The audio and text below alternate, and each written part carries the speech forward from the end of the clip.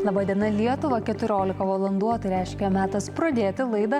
Džiaugiamės, kad leidžiate laiką draugės su LRT televizija. Tikrai daug įvykių vyko, rinkimai prezidento, referendumas, tad apie visą tai dabar trumpai, o visai netrukus ir išsamiau. Prezidento rinkimuose tie patys varžovai po 5 metų pertraukos antrajame ture vėl susitiks Gitanas Nausėda ir Ingrida Šimonytė. Ar šiuose rinkimuose dar liko intrigos, aiškinsime su politologais ir sociologais iš karto po žinių.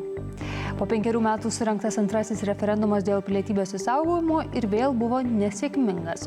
Kokių žingsnių toliau imsis referendumo šalininkai? Dideli pokyčiai Rusijos saugumo struktūrose. Vladimiras Putinas iš gynybos ministro posto patraukė vieną ištikimiausių savo bendražygių Sergejų Šoigu. Ir nors Lietuvoje čia dabar jau rinkimų nuotaikos, tikrai savaitgalį daugelio dėmesio buvo pritraukusi Eurovizija, Eurovizijos dainų konkursas, tad apie šio konkurso atgarsius ir rezultatus kalbėsime su kolega grįžusiu iš Malmės visai neseniai. Dabar kviečiu pasilikti ir naujausius pranešimus sužinoti, kuriuos pristato Marijus Žiedas.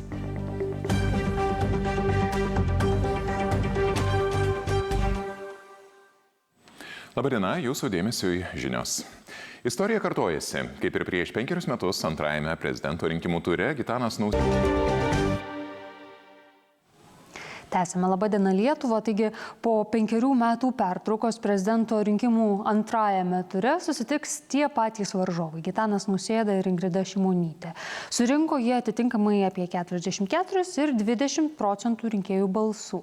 Tad dabar laidoje apžvelgsime, ką parodė tokie rinkimų rezultatai ir ar dar yra intrigos dėl antrojo turo. O mūsų pašnekovai yra Kauno technologijos universiteto profesorius Vaidas Morkevičius. Labadiena. Labadiena. Ir taip pat Vilniaus universiteto sociologijos ir socialinio darbo instituto docentė Rūta Žiliukaitė. Sveiki. Labadiena. Taip, pone Morkevičiau, nors kandidatai tie patys, rezultatai kiti, atotrūkis tarp jų kitas, prieš 5 metus abu po maždaug 31% balsų buvo surinkę. Kiek jūs nustebino apskritai pirmojo turo rezultatai to, kas patenka į antrąjį turą, ar vis dėlto to ir buvo galima tikėtis? Na, tikrai turbūt meluočiau, jeigu sakyčiau, kad tas antras kandidatas, kuris pateko į antrąjį rinkimų turą, buvo tikėtas. Daugmaž visi sutarė, kad bus konkurencija tarp Igno Vėgėlės ir Ingridos Šimonytės ir nieks nesiryžo prognozuoti labai jau užtikrintai, kuris iš jų išeis į antrą turą, bet greičiausiai tos kalbos padėjo daliai tos valdančiosios daugumos, už valdančiąją daugumą balsuojančių žmonių daliai apsispręsti ir balsuoti už Ingridą Šimonytę, kad jinai patektų į antrą turą, o ne Ignas Vėgėlė. Tai manot, susimobilizavo labiau Šimonytės rinkėjai? Taip. Sakau, tos prognozavimas, kad nėra aišku, nežinom kuris, apklausos irgi nerodė visiškai aiškaus kandidato, tada rinkėjai mobilizuojasi ir netgi tie, kurie galbūt labiau palaikytų Žalimą, jeigu nebūtų tokios situacijos, tai tarp tų kandidatų jie galbūt balsuotų už Žalimą, bet šiuo atveju jie tiesiog pagalvojo, kad Žalimas vis tiek nesurinks daugiau balsų negu Šimonytė. Ir mes nenorim, kad Ignas Vėgėlė patektų į antrą turą, tai balsuokim už Šimonytę, kuri yra artimiausias panašus kandidatas į Žalimą. Pone Žiliukaitė, nepaisant to, kad Šimonytė antrajame ture, bet žiūrint taip į pasiskirsimą, kas kur laimėjo, tai Nausėda triumfavo beveik visoje Lietuvoje, bet Vilniuje 35% balsų Šimonytė būtent surinko. Kokias jūs matot priežastis tokių skirtumų tarp būtent Vilniaus ir kitos Lietuvos likusios? Tai Vilnius visą laiką turėjo daugiau rinkėjų, kurie remia dešiniosios pakraipos Lietuvos partijas, tai yra konservatorius, Laisvės partija, liberalus. Ir dėl šito tikriausiai nereikėtų stebėtis, bet galbūt, žinokit, galima į tuos skaičius ir kitaip pasižiūrėti. Tai 35% reiškia, kad 65% atėjusių net ir Vilniaus gyventojų balsuoti nebalsavo už Ingridą Šimonytę. Ir tas pirmavimas, jisai nereiškia laimėjimo netgi Vilniuje, net ir Vilniaus mieste, kur yra daugiausia dešiniosios, kaip jau sakiau, pakraipos partijų rėmėjų. Ir vėlgi netgi tam pačiam Vilniuje Vaitkus, kuris tikriausiai irgi nemažiau nustebino negu negu gal Šimonytės tie didesni negu prognozuoti procentai, nes Šimonytės, tiesą sakant, procentai didesni negu prognozuoti jie nestebina. Todėl, kad mes tikrai žinome, kad dešiniųjų partijų rinkėjas, jisai ateina į rinkimus ir jisai balsuoja už savo partijas. Ir apklausos jos, tiesiog parodo tada vis tiek skirstinius nuo bendrų gyventojų tokių nuostatų, už ką jie norėtų balsuoti. Tuo tarpu tų kitų kandidatų rinkėjas, jisai gali pasakyti apklausos metu, kad jisai galbūt ateis balsuoti, bet jisai neateina balsuoti. Ir tas tada procentinis skirtumas nuo tų rinkėjų, kurie atėjo balsuoti, mes jį tada taip ir gauname. Tai iš tiesų, prieš 5 metus vis tiek tarp Nausėdos, po pirmojo turo, tarp Nausėdos ir Ingridos Šimonytės tikrai buvo labai didelė intriga. Ir buvo klausimas, tai tikrai kaip antrajam ture gali tie procentai pasiskirstyti.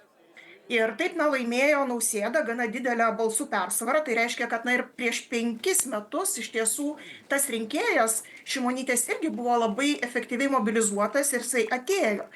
Ir netgi kitus skaičius žiūrint, kas yra, man atrodo, įdomus dalykas, aš tiesiog šiandien ryte skiriau trupučiuką laiko pasižiūrėti, o kaip skiriasi rinkėjų aktyvumas skirtingose savivaldybėse, skirtingose miestuose ir rajonuose. Ir tai, ką aš matau, kad šiaip jau Vilniaus mieste, skirtingai nei absoliučiai daugumoje kitų savivaldybių, rinkėjų aktyvumas yra mažesnis negu prieš 5 metus. Nežymiai, bet jis yra mažesnis. Kauno mieste pokytis yra labai mažas. Tuo tarpu tose savivaldybėse, kuriuose, dalyvavo Žemaitaitis, kuris taip priskiriamas, tai tarsi antisisteminis, įvertinamas kaip antisisteminis kandidatas, ar Vėgėlė, augimo procentas buvo gana didelis. Kalvarijos, Šilutė, Šilalė, tiesiog žiūriu, Kaišiadorys, Plungė, tai yra procentas atėjusių ir mobilizuotų tų rinkėjų yra daug didesnis. Tai reiškia, vis dėlto tie protesto balsai, jie buvo daug efektyviau mobilizuoti šiuose rinkimuose, negu jie buvo mobilizuoti prieš 5 metus. Ir mano manymu, kalbant, aišku, dabar mums aktualu tarsi kalbėti apie antrą turą ir tam antram ture intrigos lieka tarsi mažiau. Bet, rinkėjas, jisai kaip racionalus rinkėjas, jisai gali ateiti balsuoti ir dėl to, kad jisai nori paremti Ingridą Šimonytę. Ir jo manymu yra svarbu ateiti ir paremti savo kandidatą, netgi suvokiant, kad tikimybė, kad tas kandidatas laimės, yra maža. Pone Morkevičiau, kaip Jums atrodo dėl būtent tos intrigos dabar jau antrajame ture, bus kažkiek jos ar visiškai ne? Nes vėlgi prognozuojama pergalė Nausėdai, bet galbūt ne visi tie rinkėjai, kurių kandidatas nepateko į antrą turą, galbūt nebūtinai ateis balsuoti ir štai nebūtinai tą balsą Nausėdai skirs. Priežasčių ateiti į antrą turą yra ir kitų, nes vyks Europos parlamento rinkimai ir, kaip jau minėjo kolegė, tas dešiniųjų elektoratas tikrai ateis ir į tuos rinkimus pabalsuoti už savo atstovus, kad jie patektų į Europos parlamentą. Tai aš nemanau, kad Šimonytės balsų kiekis labai nukentėtų, bet vis tiek tas antras turas prezidento rinkimų yra daugiau mažiau aišku, jau kaip visi žinom, daugiau negu pusiai apylinkių, netgi šitam pirmam ture Nausėda laimėjo daugiau negu 50% balsų, tai jam lieka labai nedaug, kaip sakyt, poreikis labai nedidelis gauti iš kitų kandidatų nurinkti balsų, kad jis patektų į prezidento postą antrai kadencijai. Čia vienintelė intriga, kaip balsuoti socialdemokratų rinkėjas, nes Europos parlamento rinkimuose bus socialdemokratai ir ką jie galvoja, kuris jam kandidatas artimesnis. Patys socialdemokratai kaip partija išreiškusi paramą Nausėdai yra. Bet, o pone Morkevičiau, dar dėl pačių protesto balsų, apie ką taip pat užsiminė ponia Žiliukaitė, nes čia šiuo atveju daug ką nustebino tikrai Žemaitaičio ir Vaitkaus balsų. Ta suma, rinkėjų skaičius, kurio jie sulaukė, nes štai ir Vaitkus, pavyzdžiui, itin daug Šalčininkų rajone sulaukė palaikymo, daugiau nei 39% rinkėjų jam išreiškė palaikymą. Visagino gyventojai panašiai balsavo ir iš viso Lietuvoje už Vaitkų daugiau nei 100 000 gyventojų balsavo, nepaisant jo, tokio reiškiamo palankumo Rusijai. Tai čia šiuo atveju, kur jūs priežastis matot to, kad pavyko tiek balsų sumobilizuoti jam? Jeigu žiūrėsim istoriškai vėlgi į tuos rinkimus, tai tų protesto balsų rinkėjų buvo ir kitose prezidento rinkimuose. Ir kolega Mažvydas Jastramskis pažiūrėjo į tuos procentus, ką gavo panašus kandidatai kaip Vaitkus, Žemaitaitis, Vėgėlė, tai iš principo yra panašu. Ir vėl pasitvirtina ta taisyklė, kad Lietuvos protesto balsai jie niekada nesusivienyje ir iki šiol nesusivienyje, yra daug kandidatų ir jie niekada nieko nelaimi. Tai, Pone Žiliukaite, dar sugrįžkim prie jūsų ir prie būtent tų protesto balsų, kiek išsamiau irgi pasižiūrint, ar tai, kad ir Žemaitaitis, štai tokio nemažai jo pasisakymuose buvo ir tokį kitų politikų netinkamumą nukreiptos retorikos ir siekia apskritai pakeisti sistemą. Vaitkus taip pat daug apie grėsmes, štai iš Rusijos, iš Baltarusijos, kad pervertinamos kai kuriais atvejais tai grėsmės yra. Ar tokia retorika atspindi, kad daliai Lietuvos piliečių tai tikrai yra patraukli retorika, kad jie randa tam tikrą atspindį būtent šiuose kandidatuose ir to pasigenda kitur? Tikrai taip. Tikrai taip, reikia sutikti, kad tikrai ta retorika, jinai atliepia dalies žmonių nuomonėms ir požiūriams. Ir, tikriausiai vėlgi pastarųjų tų 4 metų tyrimai ir prisimenant visus tuos protestus, kurie buvo, nelabai ir stebina, kad ta retorika, jinai suranda savo rinkėją įvairiose, pirmiausia, aišku, regionuose, tikrai regionuose. Bet netgi apie Vaitkų kalbant, kurio taip ta retorika irgi buvo, tokia labai aiškiai akcentuojant, kaip čionais ta Lietuvos užsienio politika yra netinkama ir kaip čionais ta krašto apsaugos visa politika mūsų ne ta kryptim juda. Tai šiaip jau mes norime tarsi išskirti Visaginą ir Šalčininkus ir čia irgi, jeigu taip grįžtume prie apklausų, tai tiesą sakant, apklausas neprognozavo Vaitkui, kad jisai, kad jo rezultatas rinkimuose bus toks, būtent toks, koks jisai yra. Ir čia vėlgi yra gana toks svarbus, mano manymu, skambutis visiems, ir žurnalistam, ir mums kaip mokslininkam, kad vis dėlto tie žmonės, kurie balsavo už šios kandidatus, kai kuriuos jie tiesiog nepatenka į apklausas ir kartais jie nepatenka į apklausas dėl kalbos barjero, dėl to, kad apklausose nėra naudojami rusų kalba klausimynai. Ir jeigu aš žiūriu vėlgi į Vaitkaus rezultatus, tai aš matau tikrai ne tik Visaginą, matau ne tik tai Šalčininkus, aš matau taip pat labai aiškiai Vilnių, Klaipėdą, Trakus ir ten, kur yra mūsų rusakalbių gyventojų gyvena didesnis tankis. Ir čia tikriausiai lygiai taip pat svarbus rezultatai mums suprasti, kad kažkaip tai vis dėlto toj komunikacijai mes tų žmonių nelabai pasiekėme. Reiškia, kad jie tikrai yra kitoj šiek tiek informacinėje erdvėje. Dėkoju Jums abiems už šį įžvalgas. Vilniaus universiteto sociologijos ir socialinio darbo instituto docentė Rūta Žiliukaitė ir Kauno technologijos universiteto profesorius Vaidas Morkevičius. O mes ir gyventojų nuomonės paklausėme apie šiuos rinkimus. Ar pateko jūsų kandidatas į antrąjį turą ir kaip apskritai rezultatus vertinate, tai galime dabar išgirsti gyventojų nuomonės Šiauliuose ir Panevėžyje. Atskirtis miesto Vilniaus nuo kitų regionų nesutvarkyta. Ir tuo yra pasinaudojęs Žemaitaitis, sakyčiau.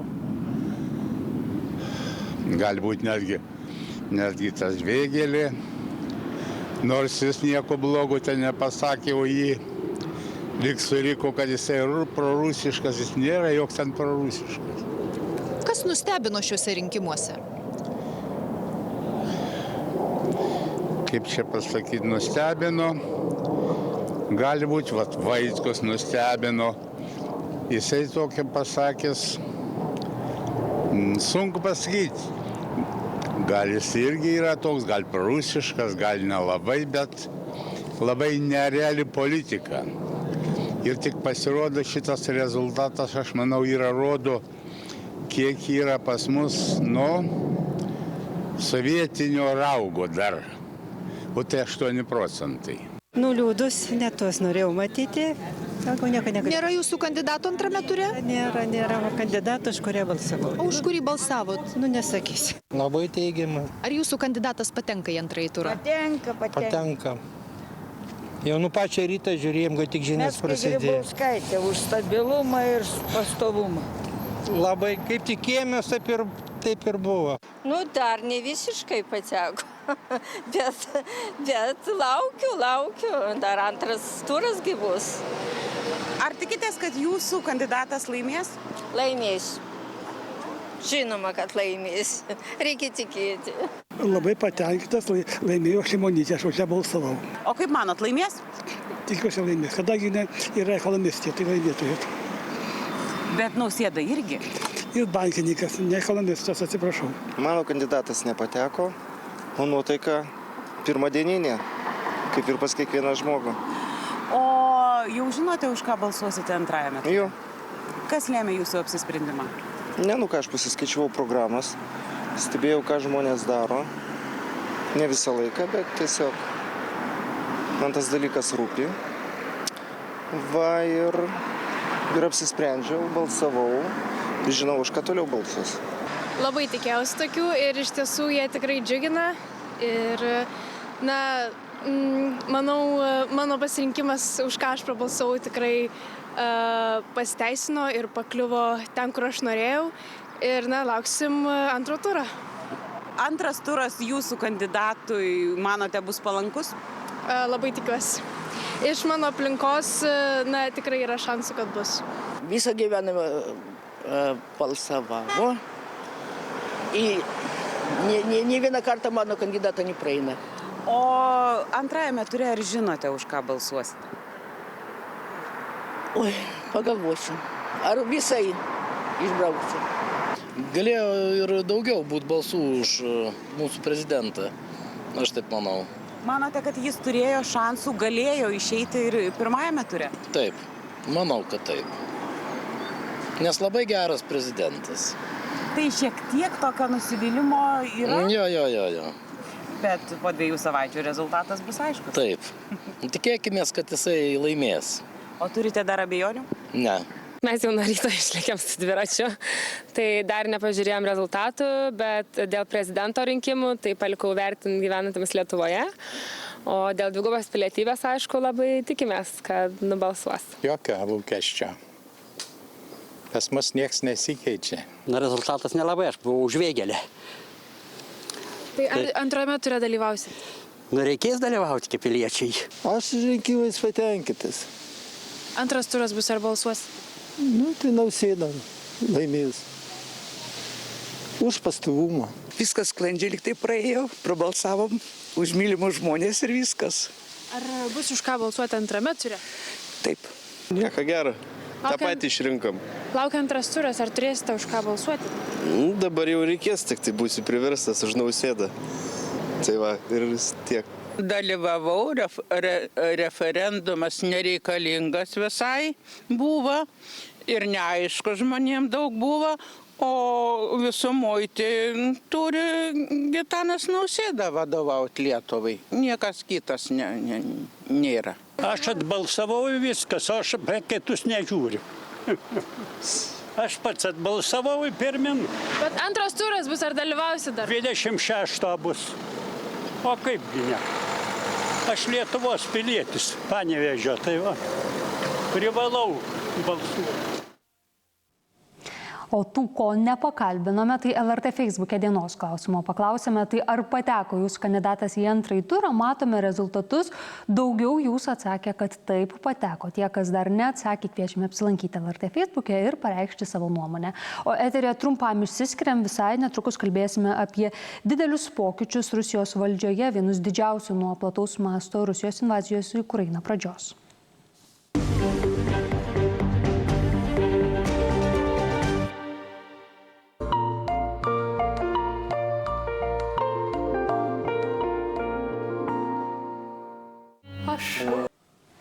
Rusijos saugumo struktūrose tikrai dideli pokyčiai. Iš gynybos ministro pareigų Vladimiras Putinas nusprendė patraukti jo kariams karo mašiną 12 metų kūrusi Sergejų Šoigu.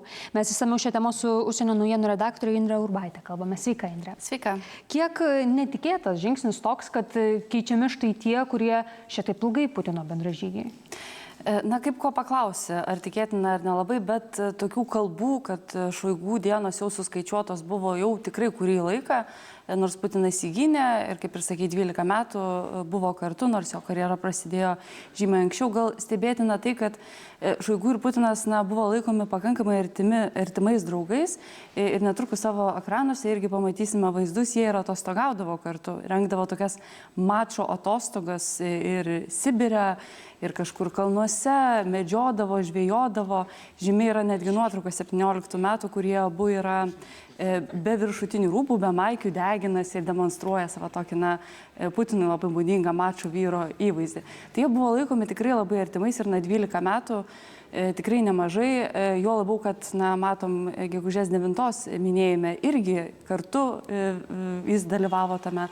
Reikėtų gal pasakyti, kad Šoigu politikoje yra šiaip nuo 94, dar prie Jelcino jis buvo paskirtas tokių ekstremalių įvykių ministru ir tada jis išpopuliarėjo, nes važinėdavo po visą Rusiją ir kalbėdavosi su žmonėmis, kurie patyrė, nukentėjo nuo žemės drebėjimų, nuo kažkokių aviakatastrofų. Ir tada jis iškilo kaip toks pakankamai artimas žmogus tautai.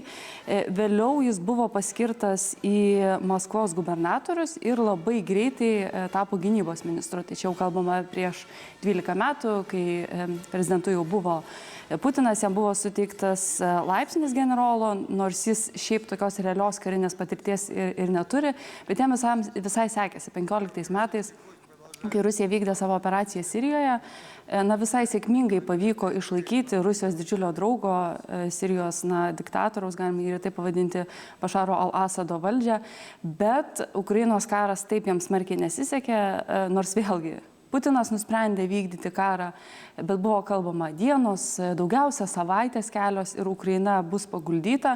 Dabar esame 3 metuose jau prasidėjusiuose. 100 000 karių žuvusių, daug sužeistųjų ir ta kritika vis liejosi ir nors tikrai prisimename Vagnerio lyderio Prigožino, kuris mislingai žuvo po bandyto surengti tokio žygio į Maskvą.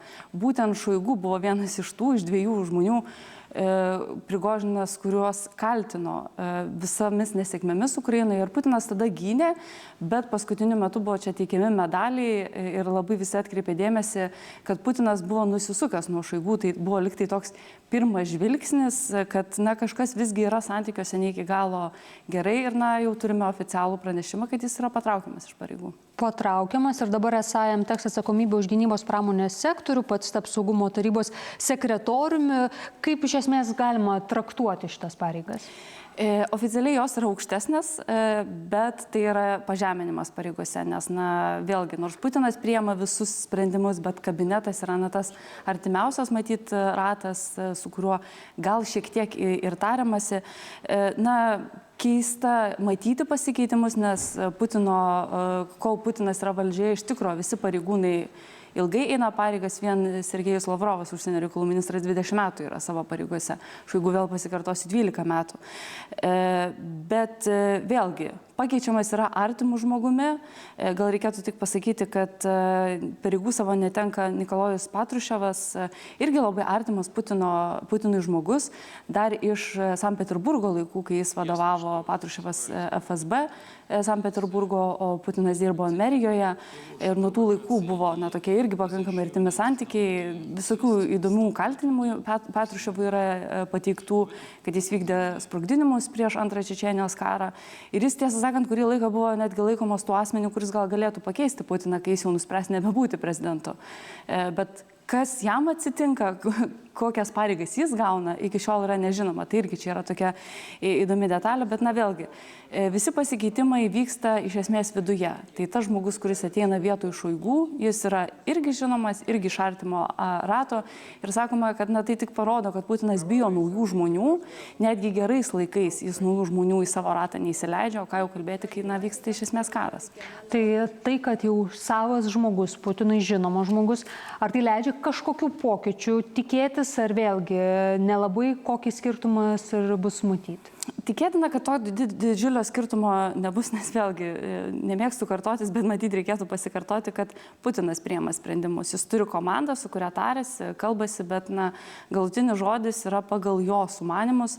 Tiesa įdomu, kad Peskovas, Kremliaus atstovas, spaudai kalbėjo, kad reikia civilio, kuris galėtų įnešti inovaciją, ir buvo tokia citata: mūšio lauke laimi tie, kurie atviresni inovacijom.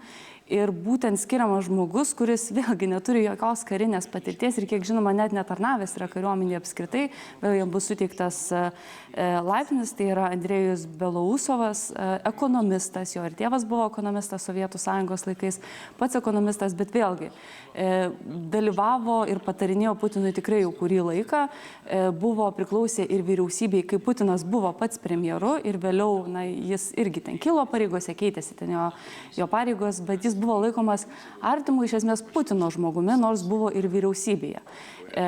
Ir įdomi gal detalė, kad jis buvo bene vienintelis iš ekonomistų, iš patarėjų, kurie, sakoma, pritarė 14 metų Krymo aneksijai. Tai irgi tokia įdomi detalė. Sakoma, kad jis iš esmės per visą savo ekonomisto karjerą nekeičia savo pozicijos, laikosi to paties, kai pradėjo karjerą, taip ir dabar. Bet vėlgi, jis yra artimas Putinui žmogus, ir tai, kad Rusija yra perėjusi į karo ekonomiką, matyt, daug pasako, kad na, sprendimų jis karinių matyti jokių nepriiminės, bet gali, na, dalis ekspertų sako, kad tai gali rodyti, kad Putinas ruošiasi labai ilgam karui ir nori nualinti tiek Ukrainą, tiek vakarų paramą, o tuo metu, na, Rusija bus karo ekonomikoje, toliau gamins ginklus, tieks ginklus ir, na, tiesiog lauks to momento, kai baigsis vakarų parama, kai baigsis, na, visas užsidegimas kovoti.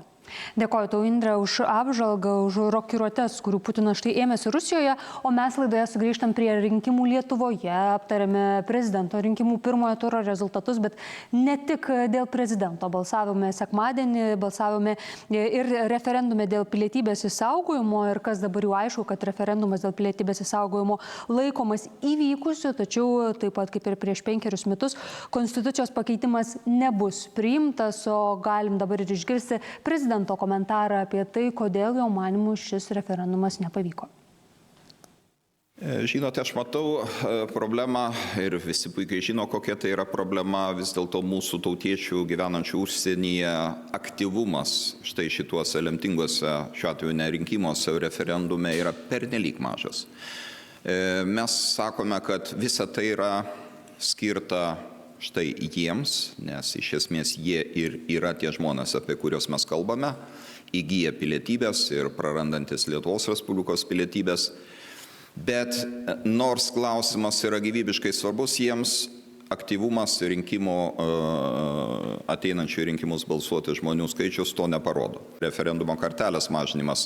Aš manau, kad tiesiog kartojant nuolat tai, ką mes dabar darome, rezultato mes galime nepasiekti. Todėl iš tikrųjų turime ramiai apmastyti šito referendumo rezultatą ir galvoti, ką daryti toliau, o ne tiesiog kiekybiškai nuolat rengti referendumus ir gauti panašų rezultatą. Aš manau, reikia tikrai ieškoti sprendimų, bet tie sprendimai turi be abejo atitikti Lietuvos Respublikos konstitucijos nuostatas. Temą pratęsime su Pasaulio lietuvių bendruomenės pirmininkė Dalia Henke. Labadiena. Labadiena. Tai prezidentas sako, kad persilaužimas galėjo įvykti, jei daugiau žmonių užsienyje būtų atėję balsuoti, tų, kuriems šitas klausimas ir yra aktualiausias, nes Lietuvoje tarsi tam tikra riba jau galinčių ateiti pasiekta. Tai kuo jūs aiškinat tai, kiek sutinkat su šitais argumentais ir kuo aiškinat tai, kad vis dėlto tų balsų, to aktyvumo pritrūko? Na, aš norėčiau šiek tiek prezidentui paprieštarauti tame, kad šis klausimas yra svarbus svarbus ne tik užsienyje gyvenančiams dabar lietuviams, bet būtent lietuviams, kurie šiuo metu gyvena Lietuvoje, vaikams, kurie eina į mokyklas, ruošiasi studijuoti. Šitiems lietuviams tas klausimas yra ypatingai svarbus, nes jie nežino, gal net neplanuoja šiuo metu išvykti iš Lietuvos, sukurti gyvenimus svetur. Ir jeigu jiems taip susiklostytų gyvenimas, reikėtų priimti kitų valstybių pilietybės, tai jie lygiai taip pat prarastų Lietuvos gimimų gautas pilietybės, nors šiuo metu visiškai neplanuoja niekur išvykti ir kitur gyventi. Vadinasi, tas klausimas yra svarbus Lietuvos ateičiai ir visiems lietuviam, ir nesvarbu, kur jie šiuo metu gyvena. Nes dar norėčiau pastebėti, kad kirtus Lietuvos sieną nei Vokietija nedalina kitų pilietybių, nei Prancūzija, nei JAV. Iš tiesų žmonės atsitinka gyvenimas, gal negali dirbti policininkų, pedagogų. Iš tiesų, jiems dėl gyvenimo priežasčių reikia priimti tos valstybės pilietybę. Na, o mes dėjome didžiulės pastangas, kad įvyktų ta pilietiškumo antroji banga. 19 metais buvo tas pirmasis stebuklas, kai beveik 1 milijonas Lietuvos piliečių pritarė šiam klausimui. Įvyko beveik antras stebuklas, bet iš tiesų vėl pritrūko tų balsų. Tai rodo, kad užsienyje mes iš tiesų pasaulio tų bendruomenė dėjom tos pastangas, bet nepakako vėl. Nepakako, kad įvyktų ir būtų pakeista konstitucija. Ką jūs apibūdintumėt kaip tas pastangas? Nes iš ties ir prezidentas sako, kad debatai iš tai jo nuomonė nuobodus buvo, pritrūko tų ir pastangų. Tai ar tikrai galėjo tos pastangos būti ir efektyvesnės, kažkokios pastebimesnės? 111 Seimo narių paskelbė referendumą ir balsavo už tai. Prezidentas pasirašė dekretą ir išsiuntė tautą antrą kartą į referendumą pasisakyti. Na, šiek tiek pritrūko, pripažinkime, ir pačių tų politikų, pasakykime taip, informacijos ir agitacijos ir aiškinimo, kuo šis klausimas yra svarbus Lietuvai, Lietuvos ateičiai ir kad tai yra pilietybės išsaugojimo klausimas dabar sprendžiamas buvo šį savaitgalį. Tiesiog ir pačių politikų pritrūko dėmesio, nes buvom palikti, kaip sakyti, visuomenininkai su tokiu didžiulių ir ypatingai svarbių klausimų spręsti patys. O mes dėjom pastangas žmogiškasis, kokias įmanoma tik galima dėti. Buvo raginimai socialinėse tinkluose, susitikimai bendruomenėse. Man pačiai teko dabar paskutinę savaitę keliauti po Lietuvą, kalbėti, pasakoti žmonėm. Iš tiesų, pritrūko vėlgi laiko. Ir valios politinės iš tiesų. Na, norėtųsi, kad vis dėlto dabar būtų visiems iš tiesų aišku, kad ir pirmas referendumas ir antras iš tiesų tai nėra tas teisinis būdas spręsti šitai senai problemai. Koks būtų būdas tuomet jūsų manimus? Na, vėlgi labai tikiuosi, kad teisininkai kartu su politikais susės ir labai rimtai pasvarstysime, kokie yra galimi dabar variantai. Iš tiesų, poryt kalbėsime su politikais, ką jie siūlo, kokius naujus gal pakeitimus įstatymais, nes ir dabar galioja jau 11 išimčių. Reikia vėl prisiminti ir Konstitucinio teismo išaiškinimus, dėl ko mes iš tiesų antrą kartą buvome tauta pasisakyti referendumą. Iš tiesų, tai Konstitucinio teismo čia buvo, taip sakyti, verdiktas ir kuris gali būti greičiausiai keičiamas po tiek metų, nes geopolitinė situacija pasikeitė, mūsų Lietuva pasikeitė, mūsų žmonių judėjimas galų gale pasikeitė, reikėtų ir Konstituciniam gal teismui permastyti savo sprendimus. Dalia Asanavičiūtė jau ir dalyjosi registruotų siūlymų. Šiandien dalyjosi, kad štai siūlytų susiaurinti referendume siūlytą valstybių sąrašą, kurių pilietybės įgyja Lietuvos piliečiai galėtų išsaugoti pilietybę. Tai tam tikrų jau iniciatyvų yra, bet o kaip žiūrint dar šiek tiek į tai, kas buvo sekmadienį vakar, nes vėlgi techniniai tam tikri niuansai irgi kėlė kai kurių užsienio lietuvių pasipiktinimo, štai ne visi gavo biuletenius, sako. Taip pat kai kurie sutriko formuluoti pačią pamatę, kad tai tiesiog ištrauka tam tikra buvo, kad buvo neaišku iki galo už ką balsuoja, kiti štai baiminosi, kad galbūt čia Seimui tuomet atrišamos rankos, ką tik nori su ta pilietybė daryti. Kaip į tokius nuogąstavimus jūs žiūrit, kiek jie čia galėjo koją pakišti? Užsienį balsuojantis, kai kurie iki šios dienos laukė savo balsavimo biuletenio, negavo, arba kurie gavo, išsiuntė vėl paskutinę minutę, tai vadinasi, kažin ar pasieks iki 17 dienos dar užsienyje, beje bus skaičiuojami balsai, yra, na, tikimybė tokia gal maža, pavyzdžiui, Jungtinėje Amerikos valstijose gavom žinią, Ispanijoje, Jungtinėje karalystėje, kad tie žmonės, kurie registravosi ir pareiškė norą balsuoti paštu, negavo tiesiog biuletenių. Tai čia vėlgi, kalbant apie užsienį, tai nėra labai paprastas dalykas balsuoti paštu, nes tiesiog dėl pašto darbo ir mūsų labai mažų, sakykime, tų 2 savaičių ar 4 neužtenka suvaikščioti pašto. Ir dar kalbame apie antrą turą, sakykime, prezidento. Aš aplamai apie visus rinkimus kalbuosi. Tai norėtųsi, kad gal vėl reikėtų grįžti prie internetinio balsavimo klausimo, kuris palengvintų užsienyje gyvenančių piliečių lietuvių balsavimą. Būtų daug paprasčiau. Na, o Lietuvoje dėl formuluotės tai yra tiek, kad ne pasaulio lietuvių bendruomenio teisininkai formuluotę ir 19 metais rašė, ir šį taip pat referendumą paruošė profesoriai, profesūra, teisininkai, kurie iš tiesų labai supaprastino, tik tais 2 sakinius paliko ir viską praktiškai nukreipė visą aiškinimą į konstitucinį įstatymą, ką jūs ir minėjote. Na, labai gaila, bet aš dėkoju kiekvienam, kuris dalyvavo, buvo pilietiškas, reikia pasidžiaugti, 59 ir daugiau procentų pirmą kartą po daug metų toks pilietinis ir aktyvumas įvyko Lietuvoje, tai reikia pasidžiaugti dėl to. Dėkoju kiekvienam, kurie atėjote į referendumą ir pasakėte ir balsavote už, o klausimus spręsime vieningai už Lietuvą vardan tos. Kaip manot, kaip greitai gali būti vėl grįžta prie šito klausimo? Mes trečiadienį jau susitinkam su politikais ir svarstysime, kokių variantų, ir aš tikiuosi, kad tauta 3 kartą referendumą nebebus siunčiama. Dėkoju Jums, Pasaulio lietuvių bendruomenės pirmininkė Dalia Henkė, apie referendumą ir jo štai rezultatus. Vyriausiosios rinkimų komisijos duomenimis dalyvavo štai apie 59 procentai rinkėjų, bet štai to nepakako, buvo reikalinga daugiau, kad referendumas štai skaitytųsi pavykęs ir įvykęs. Na, o eteryje trumpa pertrauka, visai netrukus 15 valandos žinios, po jų laidą tęsim ir apie rinkimus ir kitomis temomis. Likite kartu.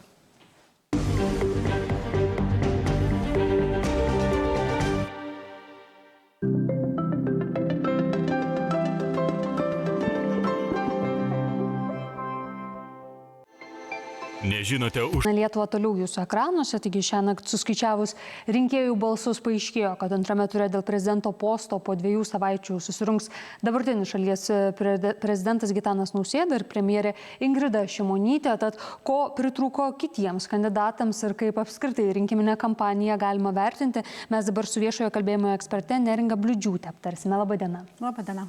Neringa, atrodo, pagrindinė intriga buvo, kas su Nausėda bus dar antrame ture. Ar Ingrida Šimonytė, ar Ignas Vėgėlė. Tai dabar, kai jau aišku, kad Šimonytė, ar matot Vėgėlės rinkiminės kampanijos tokių klaidų, kurios ir sukliudė į tą antrąjį etapą patekti? Na, pirmiausia, tai ką norėčiau pastebėti, tai mes atlikę visų kandidatų startinių kalbų vertinimą su komisija, padarėm tokį įtaigos indeksą, kalbų įtaigos indeksą, kuriame pasirodė gan įdomių išvadų. Tai viena iš jų yra, kad vieni kandidatai labai daug dėmesio labiau skiria dėmesio turiniui, o kitų silpnesnį savo turinį kompensuoja formą. Tai yra ne tik rūpinasi ką pasakyti, arba ne tiek rūpinasi ką pasakyti, tai kad žinutė būtų stipri, kad tie argumentai būtų nuoseklūs ir išsamus, bet labiau, kad jie būtų pasakyti vaizdingai, kad jie būtų pasakyti stipriai, emocingai. Tai kurie čia kandidatai? Tai vat Vėgėlės kalba startinė ir buvo ta, kurioje matosi tas skirtumas tarp turinio ir formos. Ir tai yra vaizdingam pasakymui. Ne tiek stipriai žinutei, bet aiškiai žinutei pasakytai paprasta žmonių kalba. Ir tai tuo išsiskyrė ir kiti, galima sakyti, populistiniai lyderiai, kurie sugeba pasakyti savo idėjas paprasta žmonių kalba ir tai sustiprina jų kalbų įtaigą. Žmonės į tai atkreipia dėmesį, jie skiria dėmesio apskritai auditorijai. Ko mažiau pastebėjom kitų kandidatų kalbose. Ką pastebėjot tada jau žiūrint į tuos kandidatus, kurie pakliuvo į antrąjį turą, Ingrida Šimonytė, Gitanas Nausėda, kuo jie pasižymėjo jų kalbos rinkiminėje kampanijoje? Tai visų pirma, Šimonytė komisijos, kurioje dalyvavo 15 ekspertų nuomonė ir labai vieninga nuomonė, kalba buvo pati stipriausia. Tai buvo ta kandidatė, kuri išsiskyrė nuoseklumu, tai yra ir turinys, ir forma buvo stiprus. Ji ženkliai atsiskyrė nuo visų kitų kandidatų. Tai būtent ją būtų galima įvertinti kaip nekompensuojant nei turinio silpnumu, nei formos silpnumu, galima pasakyti stiprias kalbas, skiriant joms dėmesio. Tuo tarpu Nausėdai pakišo koją būtent formą. Tai yra jo žinutės, jo argumentai buvo prie stiprių elementų, tačiau trūko iš kalbos, trūko vaizdingumo, trūko stiprumo, trūko kontakto su auditorija. Gal ne to, taip ir nestipriai to žmonėms taip ir reikia, jeigu matom, kad štai vis tiek daugiausia balsų surinko? Vėlgi, niekada nėra vieno dalyko, kas lemia rinkimus. Jeigu tai būtų labai paprasta, tada visi žinotų sėkmės formulę. Bet kalbos neabejotinai yra ta priemonė, ta lyderių priemonė, kaip jie gali užmegzti kontaktą su auditorija. Ir ypatingai šitame kontekste, kur mes matom, kad tokia didelė žmonių dalis balsavo už populistinius lyderius. Tai yra tas noras pamatyti save kaip auditoriją lyderio kalboje, noras, kad tas lyderis kalbėtų mano žmogišką kalbą, ne biurokratinę kalbą, noras, kad užmegztų kontaktą su manimi, o ne kalbėtų kažkam ir visiems vienodai, noras, kad tiesiog skirtų dėmesio tam pačiam išstojimui. Tai būtent tas mūsų indeksas, jisai būtent parodo, ko trūksta, dėl ko galbūt žmonės atkreipia dėmesį į vienus lyderius ir mažiau atkreipia į kitus. Bet vėlgi, niekada nebus vieno labai paprasto paaiškinimo. Bet ar vis dėlto galima bandyti tuo ir aiškinti, kad štai Žemaitaitis arba Vaitkus surinko daugiau nei manyta, nei prognozuota tų balsų, ir ypač kalbant apie, pavyzdžiui, Vilniaus rajoną arba Visaginą, čia apie Vaitkų būtent kalbant, čia šiuo atveju retorika išsiskyrė iš kitų kandidatų. Jų kalbos buvo labai ir prieštaringai vertinamos pačios komisijos, tai buvo ir labai blogų, ir labai gerų įvertinimų. Tačiau vėlgi ypatingai Žemaitaičio kalba buvo ta, kurioje vėlgi viršų ėmė forma. Tai yra retorika ir atlikimas buvo tie elementai, kurie jam suteikė pirmenybę. Tuo tarpu, kai turinys buvo ta silpnesnė dalis. Tai tas kaip formą ištempė. Tai vėlgi parodo, kad tie politikai, jie tiesiog naudojasi tuo, kad žmonės nori paprastesnių žinučių, nori paprastesnio kalbėjimo, nori aiškesnio kalbėjimo, nebūtinai supranta labai sudėtingus politinius procesus. Ir čia sisteminiai lyderiai, jie į tai mažiau kreipia dėmesį ir dėl to pralaimė. Tai aš aiškinčiau tuo, kad jie tiesiog sugeba užkabinti tas problemas, kurios yra aktualios žmonėms, nebūtinai pasako sprendimus, bet sugeba užkabinti, įtaigiai užkabinti, emocingai, vaizdingai užkabinti, parodyti, kad aš jūs girdžiu. Beje, apie formą, kalbant ir apie emocijas, taip pat pastebėta, kad įvairiuose, pavyzdžiui, debatuose Ingrida Šimonytė, tarkim, nevengdavo savo ir emocijų parodyti, pavyzdžiui, nepatinka koks nors komentaras kito kandidato, štai galima galbūt akių judesi pavartimą stebėti, galbūt kažkokią kitą veido išraišką. Kiek tai šiuo atveju gali būti svarbu rinkėjams, ar čia kaip tik lengviau galbūt žmonėms susitapatinti, ar gal kaip tik gali pasirodyti, štai kandidatas, nežinau, negali susitvardyti? Emocijos yra būtinos viešoje komunikacijoje, viešoje erdvėje, nes mes esam žmonės. Ir kuo labiau to žmogiškumo mes matom savo politikuose, tuo yra geriau. Vėlgi, čia reikėtų ieškoti to stebuklingo balanso, nes kai vien tik tai emocijos ima viršų ir nėra turinio, vėlgi yra blogai. Tai kaip mes, ką jūs minite apie tas emocijas, tai parodo, kad jį yra žmogus ir tai žmonėms patinka. Dėkoju Jums, Neringa, apžvelgėme prezidentų retoriką ir matyti tikrai dar jos bus daug retorikos bus galima prisižiūrėti ir iki antrojo rinkimų turo, jau 2 kandidatų, kurie pateko į kitą turą, o ar pateko kandidatai tie, kuriuos jūs palaikėte šiuose prezidento rinkimuose, paklausėme keliose miestuose sutiktų praeivių, galime išgirsti jų dabar nuomonės. O jums grinai savo nuomonę ar... Savo, kieno norėtumėte pasakyti? Labiausiai imponuoja Žemaitaitis, nes jisai kalba labiau paprasčiau ir labiau suprantama tiesa liaudžiai visuomeniai. Nei vienas iš kandidatų atitinka lūkesčius, mano nuomonė. Sakyčiau, kad visi turi dėl ko padirbėti ir visi padarė, ypač debatuose, manyčiau, nusivylimas buvo visų kalbose. Nustebino, kad tie, kurie nenorėjau, kad pakilo gana aukštai, sakykime, 3 ir 4 vietos, irgi nustebino labai. Kas jau ten nustebins? Taip ir buvom maždaug galvoja. Referendumo irgi atitiko rezultatai. O referendumo nenorėjot, kad įvyktų? Nenorėjau. Kodėl? Todėl, kad, kaip sakant, atidaro Pandoros skrynią, kaip sako.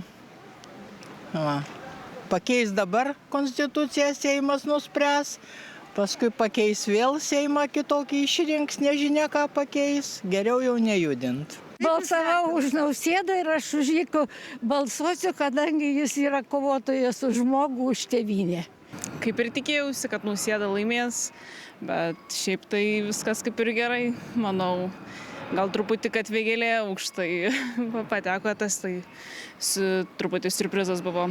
Svarbiausia, kad 3 ir 4 vietą nepateko į 1 ir 2 vietą, tai šito reikėtų toliau Lietuvai palinkėti, kad tokie, kaip čia pasakyti gražiai, iš V raidės nebeimtų topų, o liktų gale, kurių ir vieta. Kaip ir pirmajam palaikysiu Šimonytę, manau, stipri moteris.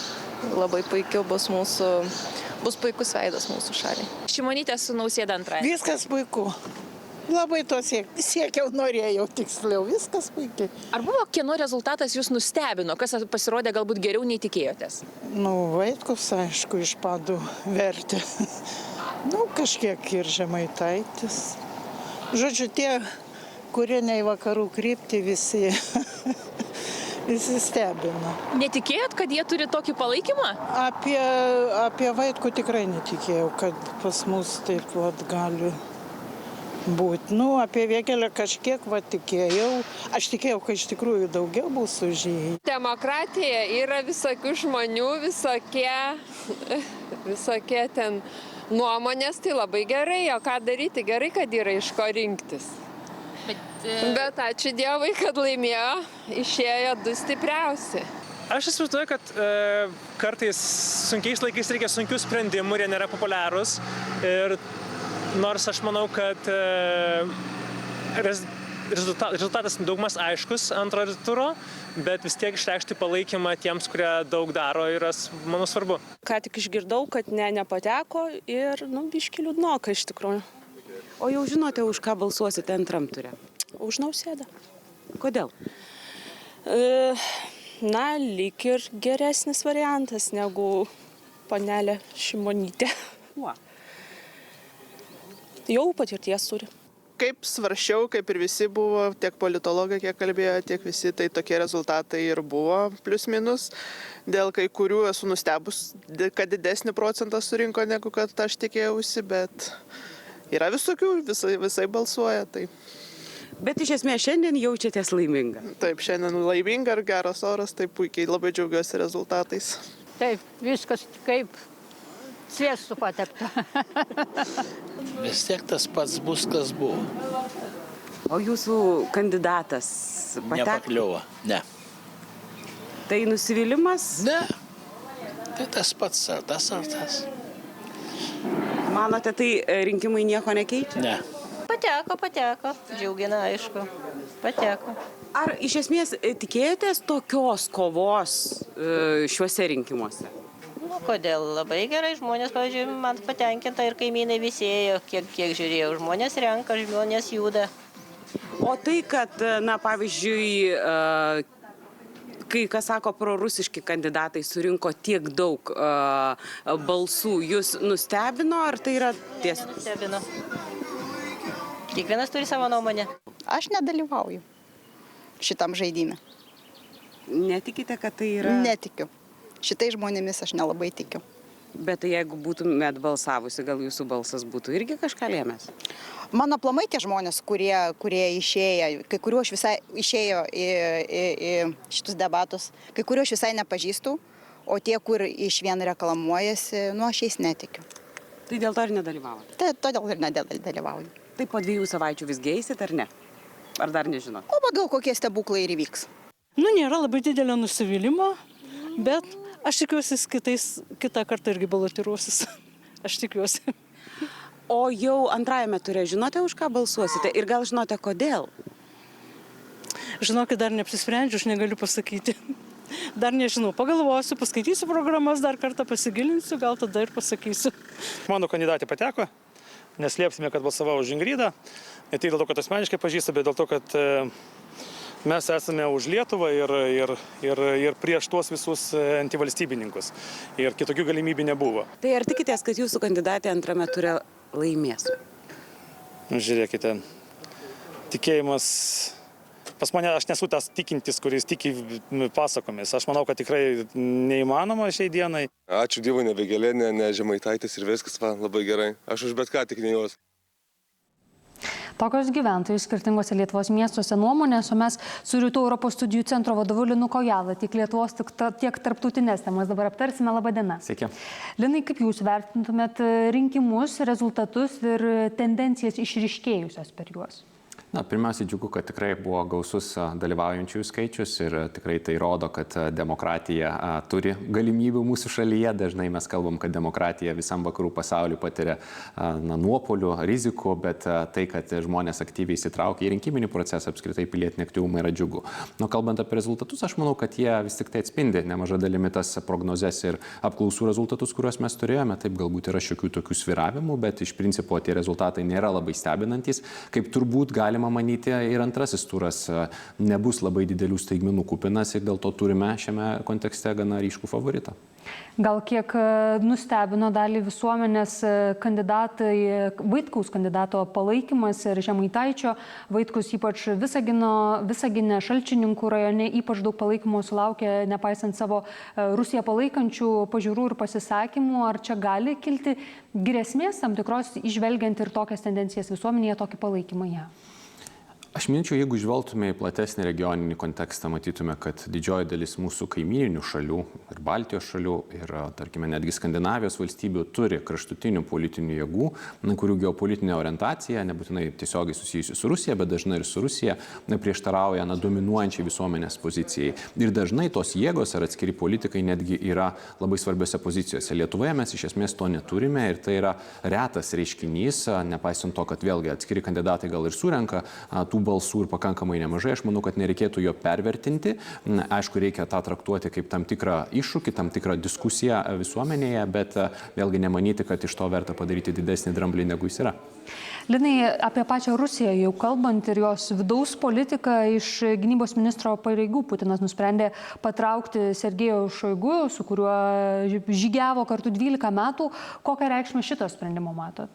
Na, matyt, pirmiausia, tai yra Kremliaus vidiniai persistumdymai, nebūtinai jos reikėtų sureikšminti, vis tiek tai yra Kremliaus sistema, kurioje dirba tik Putinui lojalūs asmenys, jo labiau, kad ir Šoigu nėra pastumtas į šalį, jis tiesiog užims kitą pareigybę saugumo taryboje, taip pat pakankamai įtakingą postą, bet tuo pačiu galbūt atvers galimybės Kremliui ir toliau judėti visavertės karo ekonomikos link, nes matome, kad gynybos ministrų tampa asmuo iš išorės, jeigu vertintume gynybos ministeriją, nors iš tikrųjų yra karo ministerija.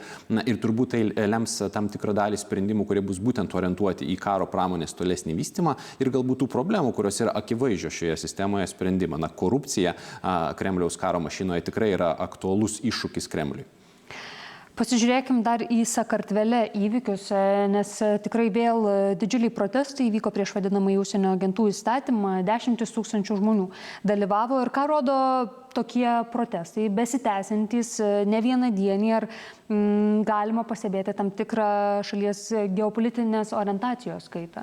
Jie tikrai neslūksta ir netgi panašu įgauna tam tikrą pagreitį. Net ir šiandien svarstymas komitete trukęs šiek tiek daugiau negu minutę, turbūt dar labiau jie elektrins visą aplinką, rytoj planuojamas balsavimas. Tad tikrai tie protestai primena mums turbūt tai, ką esame matę, pavyzdžiui, Ukrainoje, Maidano metu, daugybė Ukrainos vėliavų, daugybė ES vėliavų, sakant, kad galbūt šalies vyriausybė neatspindi pilietinės visuomenės pozicijos. Tad tikrai turbūt yra galimi įvairūs scenarijai, bet bent jau greitos pabaigos kol kas nėra matyti. Ir tai turbūt atspindi tą tokią dviprasmišką situaciją šalyje.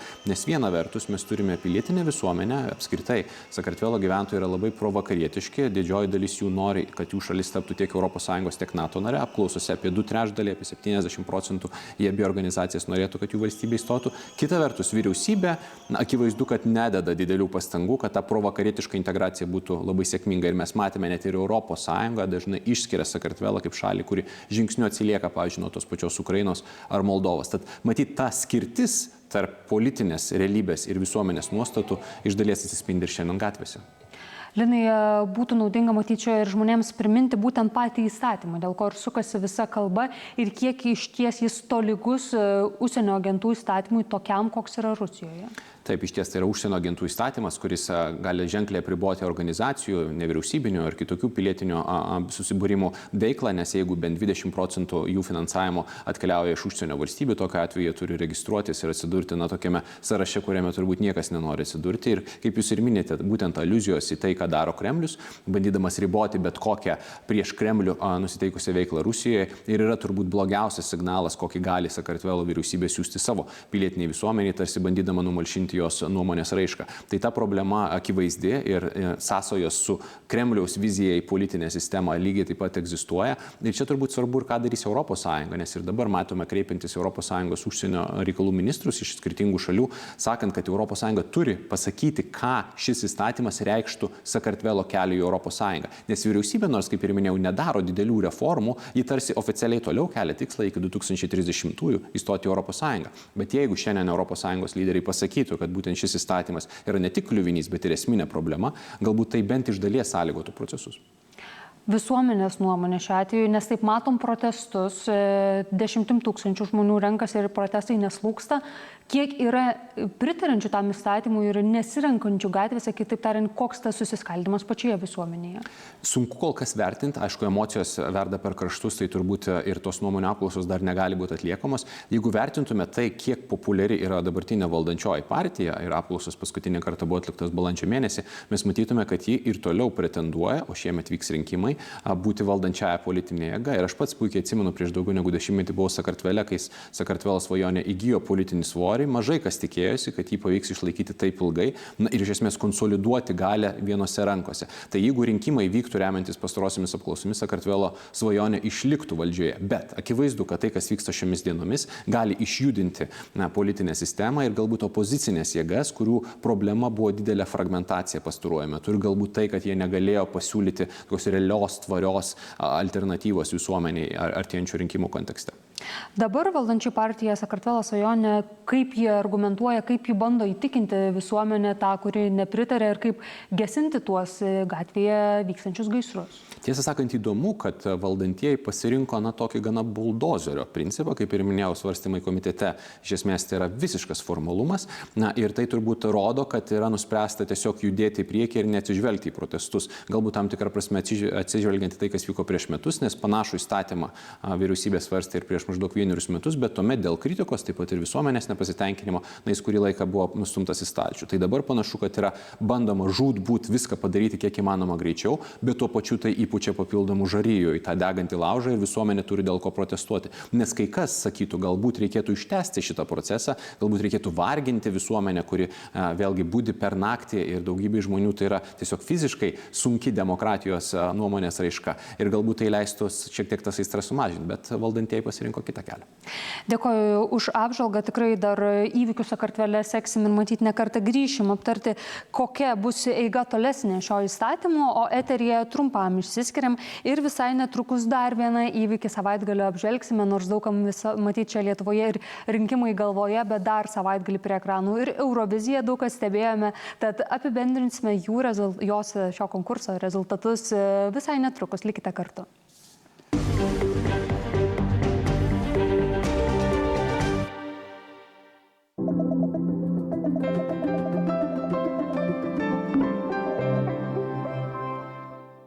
Kol vykstas.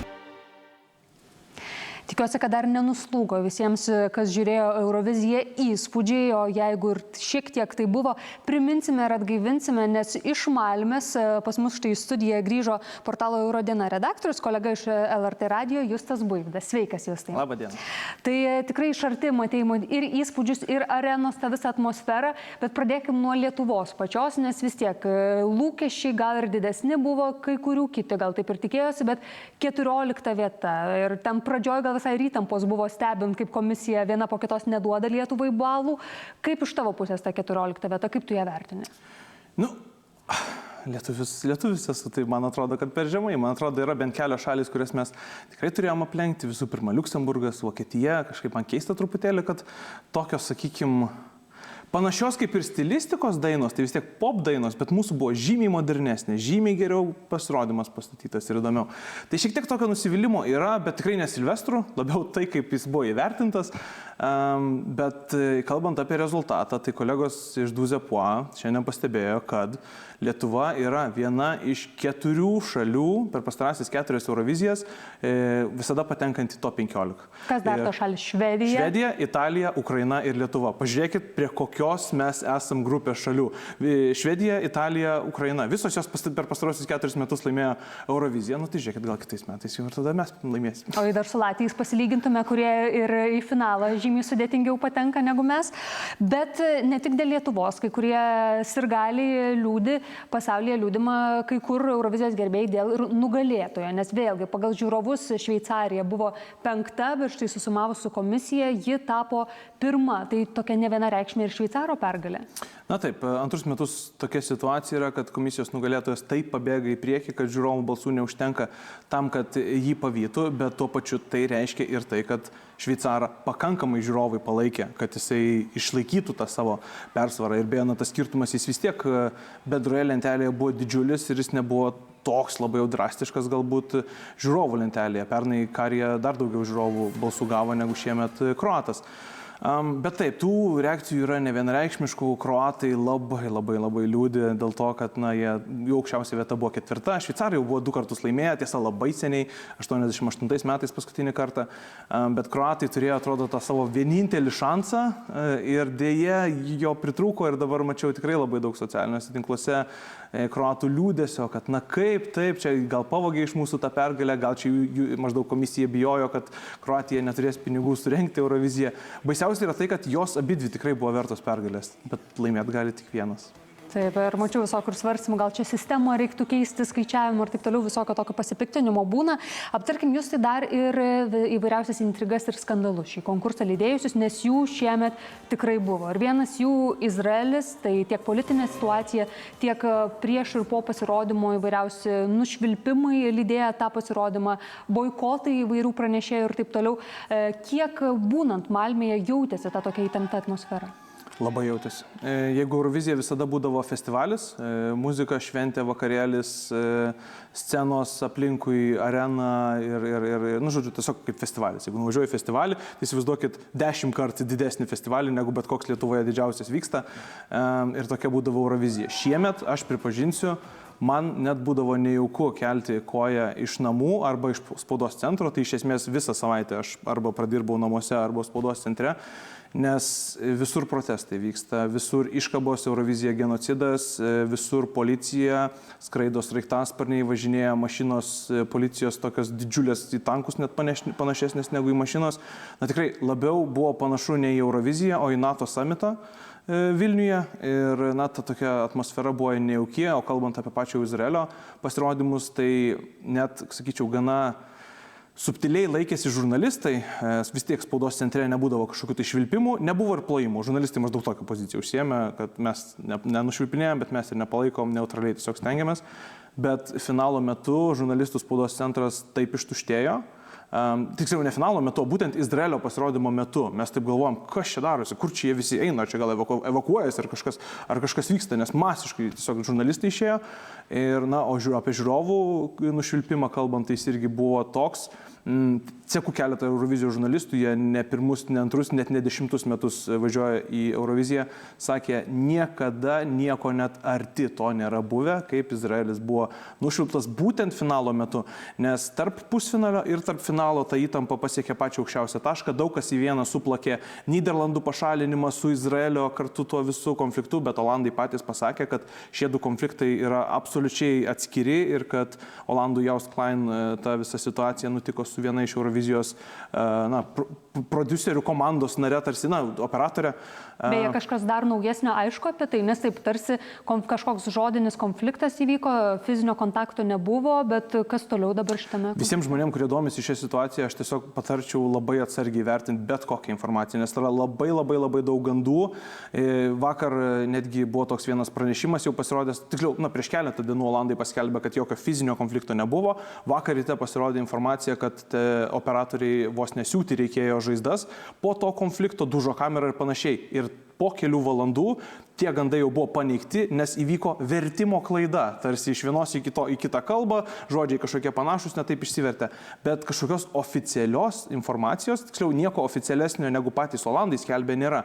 Eurovizijos atstovai jie pranešė, kad maždaug olandų papasakota situacija ne visai tokia, bet mes paliekam policijai spręsti maždaug ir tada jau žinosim, kaip tas visas išvadas, kurias policija pateiks. Bet, per daug gandų yra ir per daug viskas plakasi, kad būtų galima kažką konkrečiau pakomentuoti. Ir turbūt natūralu, nes tokios situacijos Eurovizijai nėra buvę. Likus 7 valandoms iki finalo diskvalifikuojamas ne tik dalyvis, vienas iš favoritų, nes pusfinalyje Olandijos atstovas užėmė 2 vietą, atsilikęs 5 taškais nuo Izraelio. Izraelis gavo 193 taškus, Olandija 188. Tai reiškia, kad ir finale jau mes turėjom pirmą kartą atvejį, kai 3 šalis surinko 300 balsų. Potencialiai galėjo būti gal net 4 šalis. Dėkui tau, jūs tai tikrai išskirtinė daugeliu prasmių Eurovizija, štai ir diskvalifikacija, ką apžvelgėme, ir taip pat politinės įtampos, kurios labai ryškiai atsispindėjo ir pačiame Eurovizijos dainų konkurse. O dabar toliau eteryje socialinius tinklus apžvelgsime, juose šį kartą gal kiek mažiau Eurovizijos, nes tikrai kitos temos uždominavo ir viena jų yra prezidento rinkimai. Aš studijoje pasitinku kolegę Gabrielę Kloniūnaitę. Sveika, Gabrielė. Labas, Simona. Tai per prezidento rinkimus turbūt visi žmonės tampa politologais, net jei tokiais nėra. Taip, per Eurovizijos kažkokie specialistai, jeigu šiaurės pašvaistė danguje, mes tampama dangaus kūnų ekspertais, o be jokios abejonės rinkimų ekspertais taip pat bent jau vienai nakčiai visada tampame, bet iš tikrųjų čia toks juokas juokais, iš tikrųjų ir politologai, ir apžvalgininkai, ir kompetentingi asmenys tikrai komentavo apie tai, kasgi čia įvyko per šią naktį ir šį rytą. Tai Vyriausioji rinkimų komisija apskritai padėkojo visų pirma visiems rinkėjams, kurių dar nesame sulaukę nuo 97-ųjų tokio didelio skaičiaus, įvairių paskaičiavimų, įvairiais kampais, pjūviais ir skaičiais.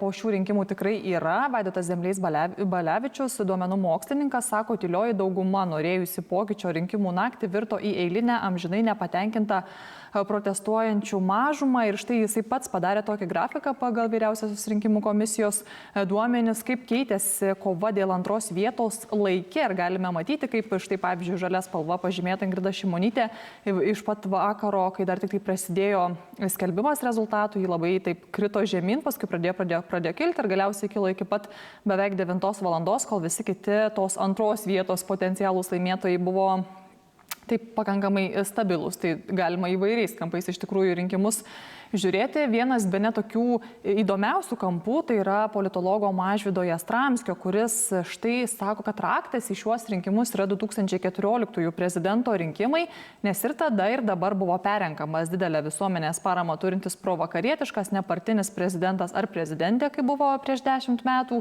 turės įtemptus santykius su viena iš 2 Lietuvos tradicinių centro partijų ir tada ir dabar prezidento rinkimai vyko įtemptame geopolitinėme lauke. Ir tada dėl Rusijos, ir dabar dėl Rusijos. Antras raktas yra, sako, prosovietinių pažiūrų rinkėjai, kurių per pastaruosius dešimtmečius gerokai sumažėjo, bet, aišku, pabrėžia, kad jie niekur nedingo. Ir pavyzdžiui, jis sako, kad tada nepartinė Ukraina ir gynybos stiprinimą palaikanti prezidentė Grybauskaitė buvo remiama vienos iš 2 pagrindinių Lietuvos partijų ir surinko apie 46% balsų. Tai ir dabar nepartinis tos pačios saugumo ir geopolitinės krypties besilaikantis prezidentas Nausėda buvo remiamas socialdemokratų socialdemokratų ir surinko 44 procentus balsų ir tai net nėra vienintelis sutapimas. 2014-aisiais apie 14 procentų balsų į antrą turą pateko surinkęs nelabai rinkimuose varžytis norėjusių socialdemokratų atstovas Balčytis. Dabar antrame ture apie 20 procentų balsų eina valdančiųjų konservatorių premjerė Šimonytė.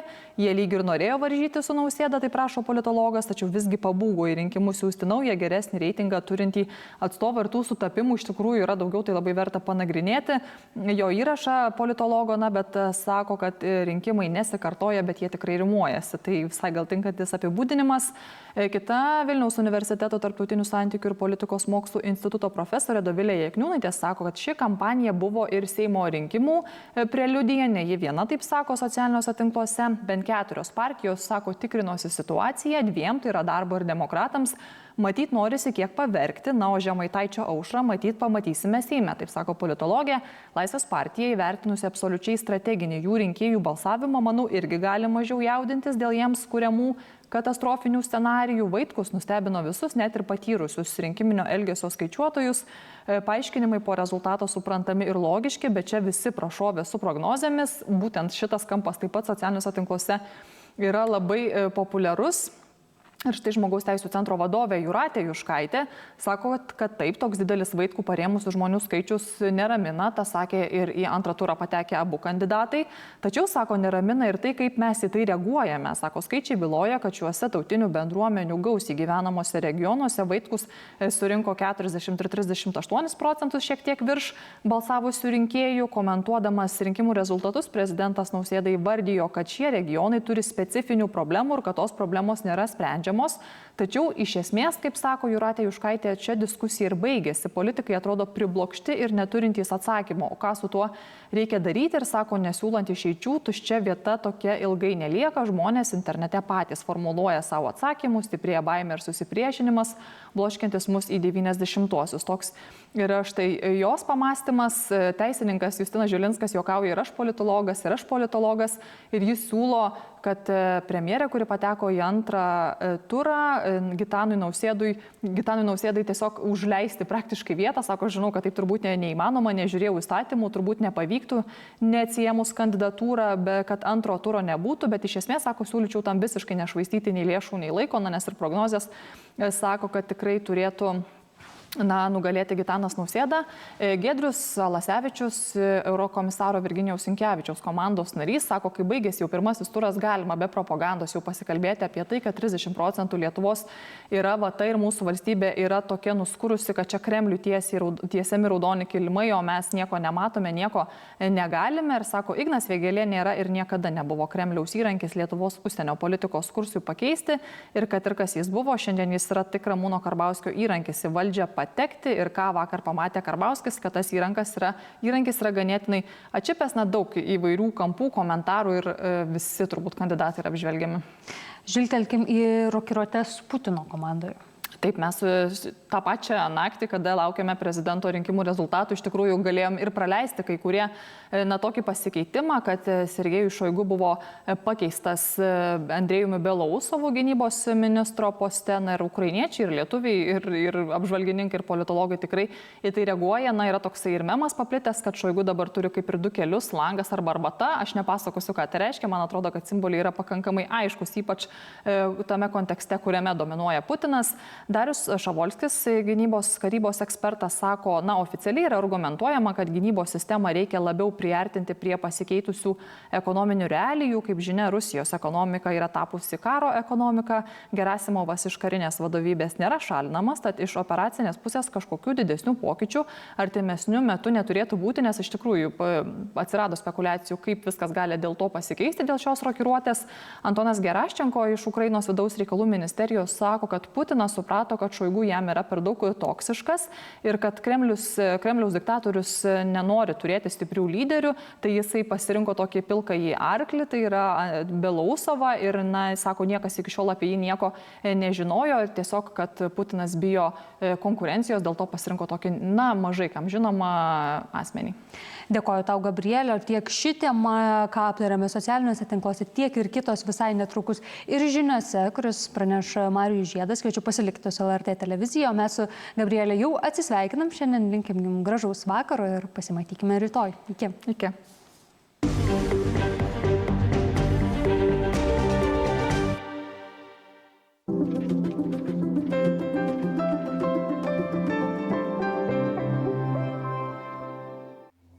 Tu mane